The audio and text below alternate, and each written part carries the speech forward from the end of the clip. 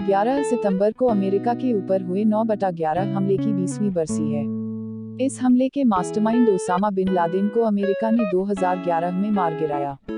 Osama लंबे समय से पाकिस्तान के एबटाबाद में छिपा हुआ था। 2 मई 2011 को अमेरिका ने दुनिया के सबसे खूंखार आतंकी का खात्मा कर दिया।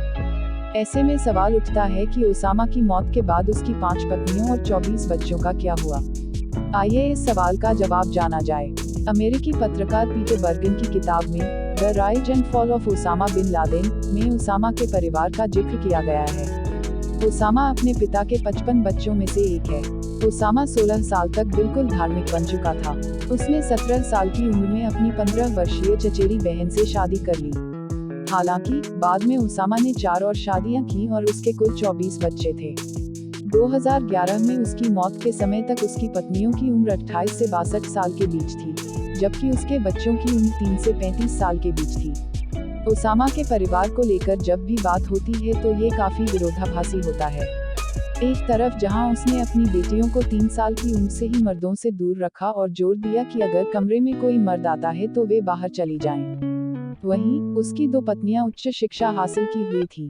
एक के पास कुरानिक व्याकरण और दूसरी के पास बाल मनोविज्ञान में डॉक्टरेट की डिग्री थी। ओसामा की ये दोनों पत्नियां उसे सार्वजनिक बयानों को लिखने और उसकी छवि सुधारने में मदद करती थी। इसके अलावा ये रणनीति भी बनाती थी। बिन लादेन ने 1993 में अपनी पहली पत्नी को शादी के 10 साल बाद तलाक देने की अनुमति दी। वहीं पहली पत्नी को 2001 में उसे छोड़ने को कहा।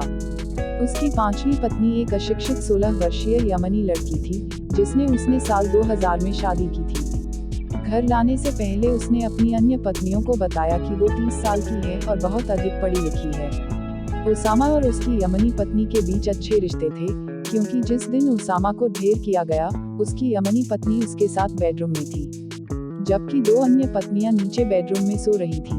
ओसामा बिन लादेन अपनी तीनों पत्नियों को खुश रखने का प्रयास करता था, इस वजह से उनके साथ वह एबटाबाद में छिपा हुआ था। एबटाबाद में ओसामा ने एक समर्पित परिवार का मुखिया बनकर जीवन बिताया था।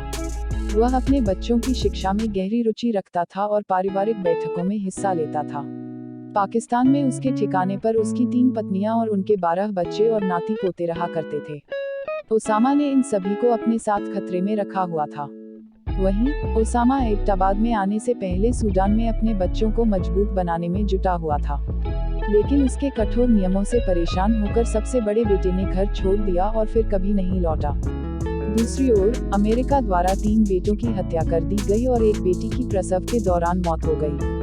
जब ओसामा मारा गया तो उसके साथ रह रही 3 पत्नियां उसकी मृत्यु के 1 साल बाद पाकिस्तान में कैद कर दी गईं। वहीं एक पत्नी और 7 बच्चों को 1 दशक तक ईरान में हिरासत में रखा गया था। ओसामा के बाकी बच्चों और पत्नियों के बारे में ज्यादा जानकारी उपलब्ध नहीं है।